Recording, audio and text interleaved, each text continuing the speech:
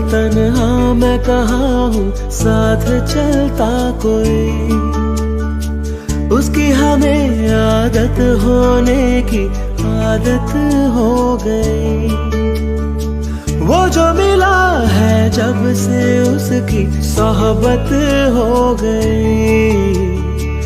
एक जरा मासूम से दिल की आफत हो गई।